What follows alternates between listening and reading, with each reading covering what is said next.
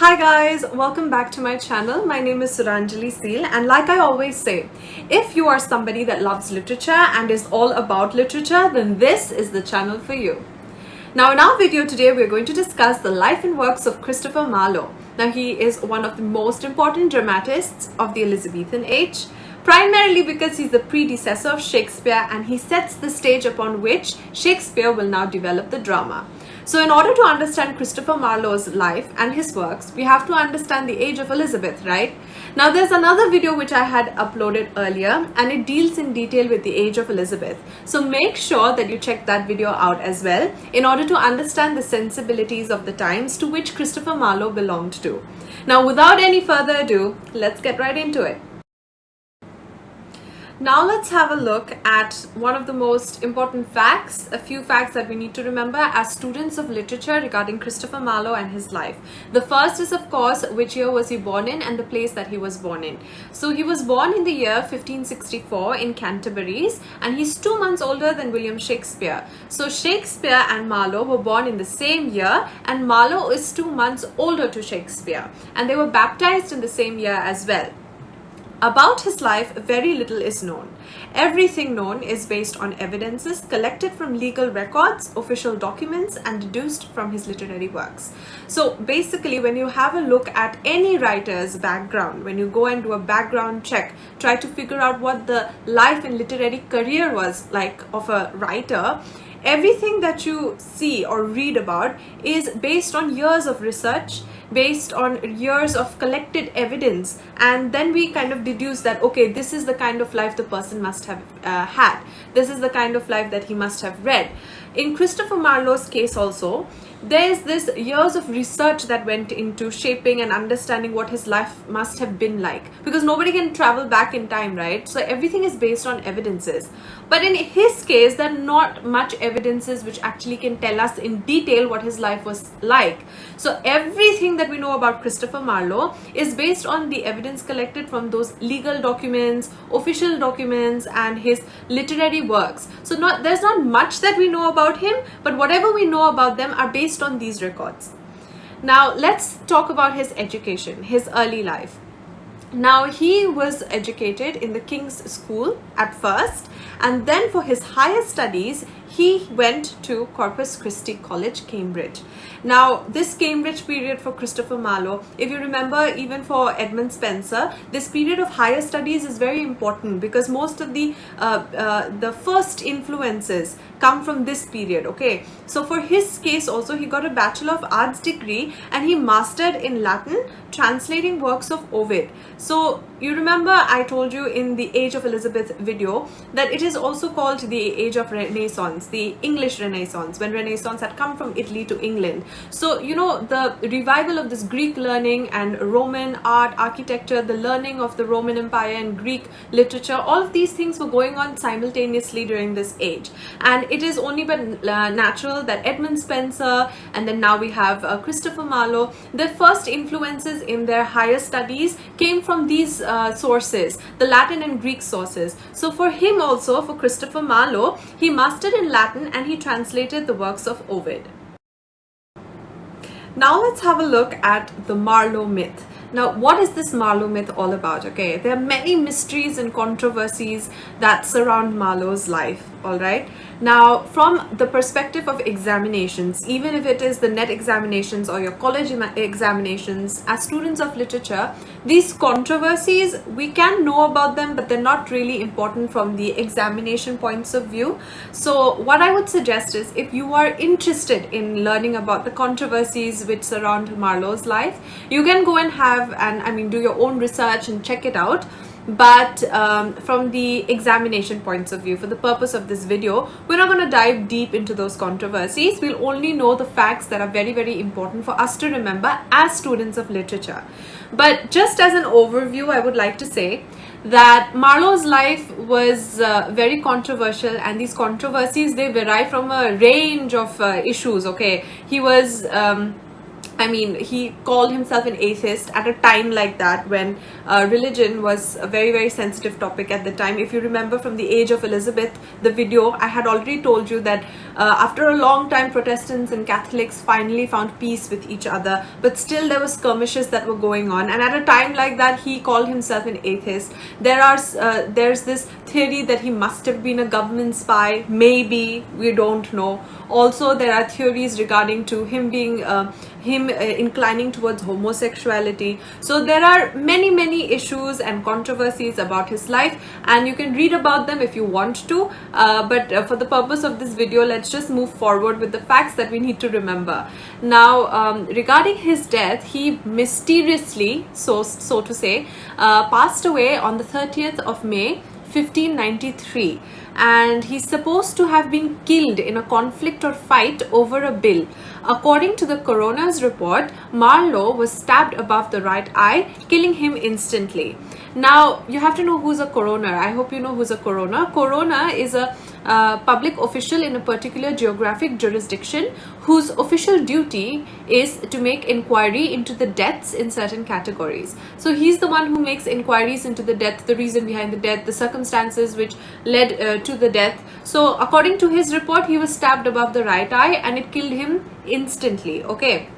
But the thing is, there's this guy called, or this man whose name was Fraser, and it seems him and Marlowe got into a brawl, kind of a fight in a regarding a bill, and that bill is famously now called the Reckoning. Okay, the bill is called the Reckoning. So this bill, they got a fight into. It seems that in the court case, it was said that Marlowe was the one who first took the dagger and then attempted to assault Fraser, and Fraser in self-defense, he stabbed Marlowe above the right eye. Now, the thing is, again, surrounding his death, there has been many controversies, many controversial theories that surround his death, because many people also claim that it might not be the true story. We don't know. Now, the thing is, there are many controversies regarding everything about his life and his death also. So if you are interested, then you can go and check that out. But what we need to remember here is that the author was buried in an unmarked grave in the churchyard of St. Nicholas in Deptford. Okay, so he was buried in an unmarked grave. So, there was no grave marking that here lies the body of Christopher Marlowe. He was buried in an unmarked grave, but it was later in 2002 that a memorial window panel was dedicated to him in Poets' Corner of Westminster Abbey. So there was some kind of respect that was given to him years and years and centuries later, rather. And in 2002, as you can see in the picture as well, that a memorial window panel was dedicated to him in Poets' Corner of Westminster Abbey. And because you cannot really hide the genius, the literary genius that expressed itself through his works, right? So this was a form of respect that we paid to him, and this memorial window panel was dedicated to him in Poets' Corner in Westminster Abbey. Now, Marlowe was a very influential literary artist, okay, amongst his contemporaries. So there have been appreciation that his contemporaries have given him. They have recognized his literary genius. Okay, so the first of these contemporaries is Ben Jonson. He wrote of Marlowe's mighty line. That means his lines are so powerful. Okay, so Marlowe's mighty line, Ben Jonson recognized him. Then you have George Peele, Marley, the muse's darling. Muse as in his inspiration, the muse's darling, that he was so inspired that he produced such great works of literature. Then you have Thomas Nash. He says, poor deceased Marlowe. Upon Marlowe's death, he says, poor deceased Marlowe, because Marlowe had an untimely death. Despite the controversy surrounding his life, these literary artists, the contemporaries of Marlowe's age, okay, of Marlowe, his contemporaries realized that he had the literary genius, but because of his untimely death, probably at the age of 29, okay, that's when he passed away. Because of his untimely death, it could not bloom further. Because, had he lived longer, he would have produced more works, probably greater works of literature, but he couldn't because of his untimely death. So Thomas Nash recognizes this and he says, poor deceased Marlowe. Then you have Michael Drayton. Michael Drayton had in him those brave translunary things that the first poets had. So, you know, Michael Drayton recognizes that he is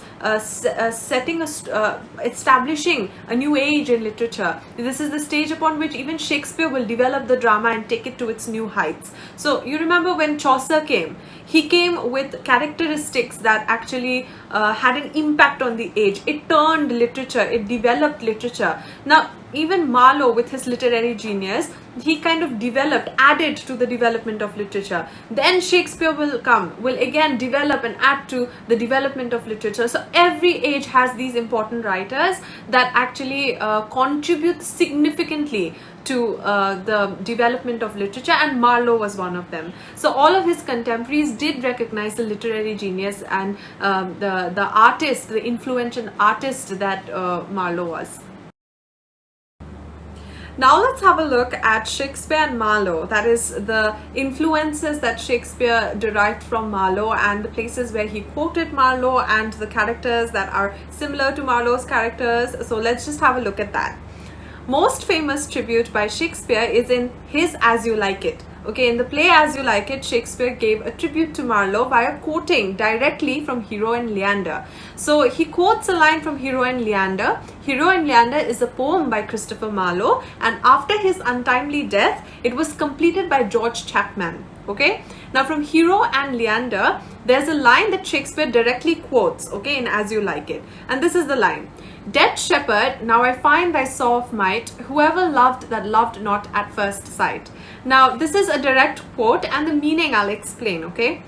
Rosalind is a character in As You Like It, and if you have read As You Like It, you'll know that she disguises herself as a man. Rosalind, a female, disguises herself as a man, and what happens is there's another female named Phoebe, this character Phoebe, who falls in love with her thinking that she is a man. Okay, now she cannot really understand that Rosalind is actually a girl, so she falls in love with him, and she tries to convince that yes, I love you, be with me, and all of that. And Rosalind says that I pray you do not fall in love with me, because I am more false than the promises that one makes when one is drunk. When somebody is drunk and the promises that they make, I'm more false than that, so do not fall in love with me. And it is then that after they exit, this is then that Phoebe says that, "Dead shepherd, now I find thy saw of might, whoever loved that loved not at first sight." So this is a line which Phoebe says, okay, the character Phoebe says in As You Like It, and this is a tribute by Shakespeare to Marlowe because it is a direct quote from Hero and Leander. Then there's another quote, okay? He says, "When a man's verses cannot be understood, nor a man's good wit seconded with the forward child, understanding, it strikes a man more dead than a great reckoning in a little room." So remember, I had said this in the just previously, a few minutes ago, I had said that Marlowe had a fight with Fraser over a bill, and that bill is famously now known as the Reckoning. So it is believed that this last line, "a great reckoning in a little room," is a reference to that fight. It is a reference to Marlowe's death. So a great reckoning in a little room. Now this quote was said by the character Touchstone, and it is believed that it is a reference to Marlowe's fight and then his death. Okay, now we have an English playwright, novelist, and critic, and his name is Swinburne. Now Swinburne remarks, "Before him, that is before Marlowe, there was neither genuine verse nor genuine tragedy in our language. After his arrival, the way was prepared and the path was made for Shakespeare." So what happens is, he says, Swinburne is of the opinion that it is Christopher Marlowe that through his works paves the way for Shakespeare. And you know, you have to understand, imagine if Christopher Marlowe did not die at the age of 29. He went on to live more years, and he's just 2 months apart from Shakespeare. So chances are that if he had lived longer, he would produce more works, literary works, and he and Shakespeare would be contemporaries in the truest sense of the term, if he would be living, that is, if he would survive, right? But he died, and then the stage was carried forward by Shakespeare, and Shakespeare is the one who develops the drama to its or takes the drama to its highest level. And now what happens is, he says that there was no genuine verse nor genuine tragedy in our language, that is in the English language, because before Marlowe, everything was modeled upon Seneca. Now we will look at this, okay? We will look at the difference between the tragedy before Marlowe and the tragedy after, as Marlowe wrote the tragedy, the characteristics of Marlowe's tragedy and the tragedy that came before Marlowe. We'll look at the difference in the next slide, so let's get right into it. Now let's have a look at the tragedy before Marlowe and the tragedy of Marlowe, okay? I mean, the Marlowe's tragedies, the characteristics of his tragedies, his works.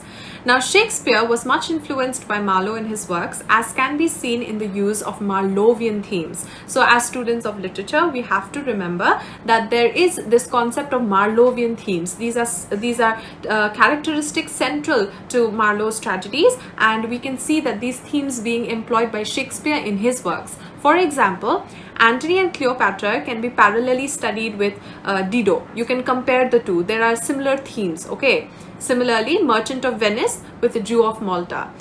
Richard II with Edward II, and Macbeth with Dr. Faustus respectively. So these are the parallels which you can draw. These are the similarity of themes which you can see that Shakespeare employed and got influenced from Marlowe, okay, by Marlowe. Now let's look at the tragedy before Marlowe and Marlowe's tragedies, or the Marlowean themes as we know them. So before Marlowe, in the tragedy, all tragedies were modeled upon Seneca. Now, who is Seneca? Seneca was a Stoic philosopher of ancient Rome, and he was a statesman as well as a dramatist, okay? Now, Seneca's dramas in ancient Rome, okay, before the fall of the Roman Empire, Seneca's dramas tragedies had their own very distinct features, okay? It was a 5-act play. There was choruses, there were many choruses that were sung.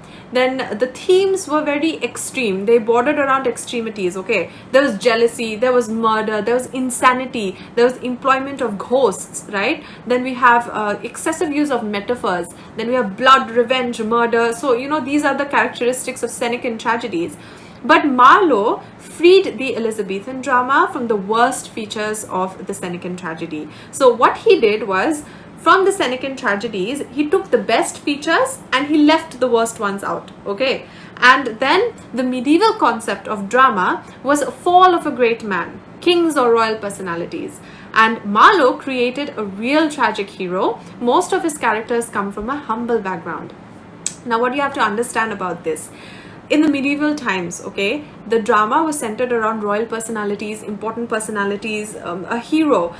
You know, it's almost like a star which you cannot touch, okay? You have to see and just get inspired, you know. But Marlowe created a real tragic hero who you can see in and around you, and then you learn from them. You can relate to them even better because these are people you see around you. So, a real tragic hero, a hero who has a fatal flaw, a person who maybe surrender to a vice like pride, like greed. If you surrender to these vices, then it brings about your downfall. Now, he created these people from humble backgrounds. They are not royal personalities, they're not important personalities. For example, Faustus. Faustus is a scholar. He wants more, he is a person in pursuit of knowledge. He gets derailed. He wants more power. He has a lust for power. And because he cannot get his priorities straight. He does not listen to his conscience, his good angel and his bad angel. He is unable to listen to his conscience, and it brings about his downfall. So it is just like normal people like you and I all around us who actually can see and relate to these characters, you know, because they're more real, and the tragic hero actually then has an impact, okay? Then you have Aristotle had used the term hamartia. So hamartia, if you have read Poetics, Aristotle's Poetics, he introduces the word there, and it actually means to error or error of judgment. This is what hamartia means. But hamartia actually literally means a fatal flaw, okay, in a person's character that leads to this error of judgment. And it is a flaw in this tragic hero or heroine that leads to their downfall. Again, I'll give an example. If there is a person who is excessively proud, pride is what guides the person. It's the guiding or driving force. Now, what happened? That will blind the person to the realities of life. that will blind the person to the behavior and the treatment of others, right, and his decisions in life. So he will make an error of judgment. If he surrenders to that vice, then it will bring about his downfall. If he's too proud, it will bring about his downfall, because he's making an error of judgment, like, right, because he's driven by pride. So he's not supposed to do it, but he does not realize what is good and bad because he's overtaken by pride, and he will make a mistake and it will bring about his downfall. So this is what we mean by hamasha. Now Marlowe revived this concept, okay, in his tragic heroes. So there's this inner conflict which reveals the real significance of the character. Inner conflict, like I said, Dr. Faustus has his good angels and his bad angels. Now both of them continuously, time and again, tell him that he's going down the wrong path. He gets examples also, time and again, hints also that it's not going to end well for him because his priorities and his decisions are messed up, okay. But he does not listen to this inner conflict. He surrenders to his lust for power, and it brings about his downfall. So inner conflict is another characteristic of Marlowean themes, his tragedies. Then we have complete lack of humor. There is complete lack of humor in Marlowe's tragedies. It is seriously themed. And we have poetic excellence or the blank verse. Now this is very, very important. As students of literature, it is the most important point that we have to remember, that when we did Edmund Spenser, his contribution, if you remember that in the video of Edmund Spenser, we have discussed that Edmund Spenser had introduced the Spenserian stanza. Now you have to remember that Marlowe introduced the blank verse. Now this was to change the language of the drama completely, because his contemporaries are going to use this heavily in the drama that was to come. So blank verse was introduced by Marlowe. Now let us find out what do we mean exactly by blank verse.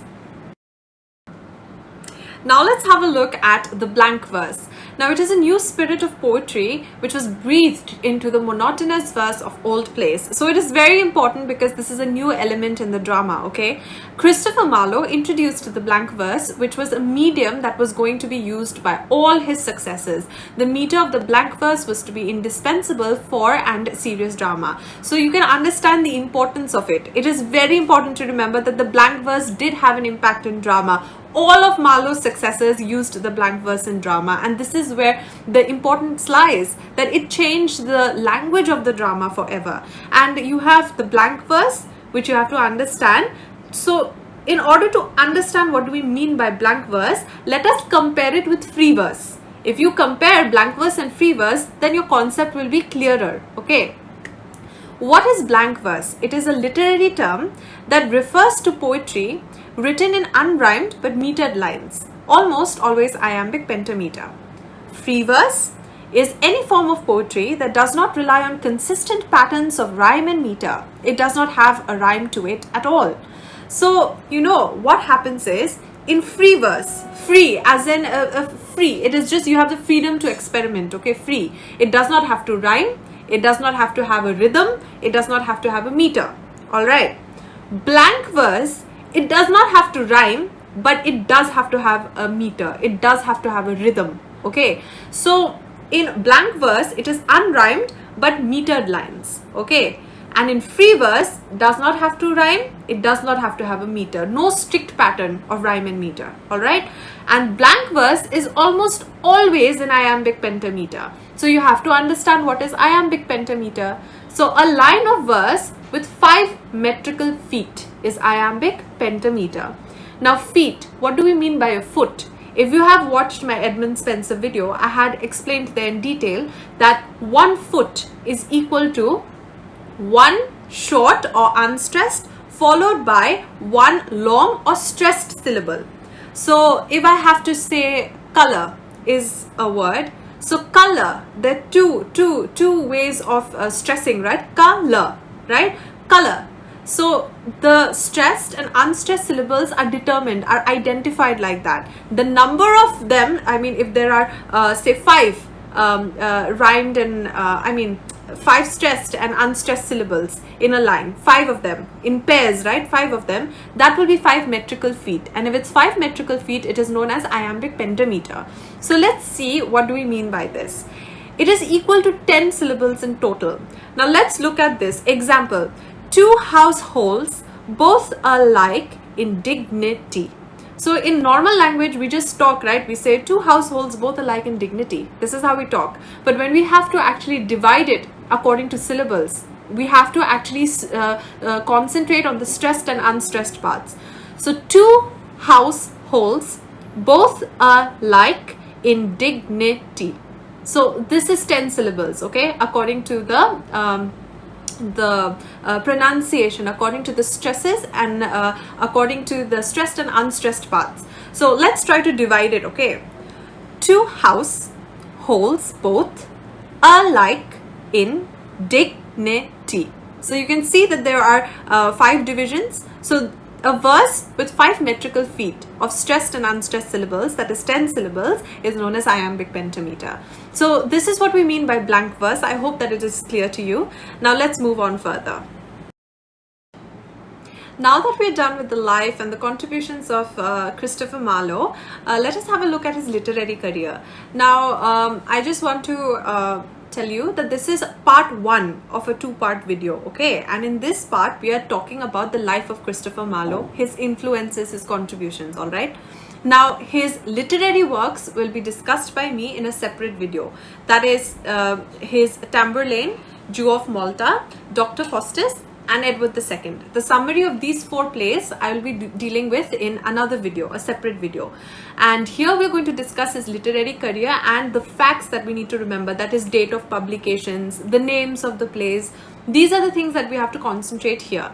So there are 6 dramas that have been attributed to the authorship of Christopher Marlowe. So you have Dido, Queen of Carthage, which was first published in 1594 posthumously, that is after his death. Tamburlaine, Part 1, first published 1594 posthumously. The Jew of Malta, first published in 1592. Dr. Faustus, first record of date published is 1601. So why did I mention it here that it's first record? That chances are that it must have been published before, but we don't have records of that. The first record that we have as evidence is from this 1601, that the first record of date published is 1601. Then Edward II, first published in 1590, and the Massacre at Paris. So these are the works of Christopher Marlowe, the dramas that we need to remember. Now of these, among these, there are 4 works that are very important and they are known as Marlowe-esque. Okay, Marlowe-esque. Now what do we mean by Marlowe-esque? Marlowe-esque is a one-man type of tragedy. So what do we mean by one-man type of tragedy? If you see Jew of Malta, we have the Jew of Malta, Barabbas, okay? That's one man. The whole play revolves around him, his character, his downfall. Dr. Faustus, again it's Faustus, his downfall, his decisions in life, his character, his life. So it's a one-man type of tragedy, centers about one man. So each revolving around one central personality who is consumed by the lust for power. So Tamburlaine, the Jew of Malta, Dr. Faustus and Edward II. These are the 4 Marlowe-esques. These are known as Marlowe-esque. So one-man type of tragedy. So we'll be discussing about their summaries in a separate video. And finally, we've come towards the end of our video. So let's just get to the conclusion. So guys, we've come to the end of part 1 of this video. Marlowe is one of the most suggestive figures of the English Renaissance and the greatest of Shakespeare's predecessors. The glory of the Elizabethan drama date from his Tamburlaine 1587, wherein the whole restless temper of the age finds expression. So his literary genius cannot be hidden despite the controversy surrounding his life, and his importance lies in the fact that it is his contributions that sets the stage upon which the drama is to develop. Hell hath no limits, nor is circumscribed in one's self-place, for where we are is hell, and where hell is must we forever be. The tragical history of Dr. Faustus. So if you've liked the video, if this video has been informational, if it has been helpful for you, then do like the video, share the video and subscribe to my channel for similar content. Until we meet again, love all things literature and more power to you. Thank you.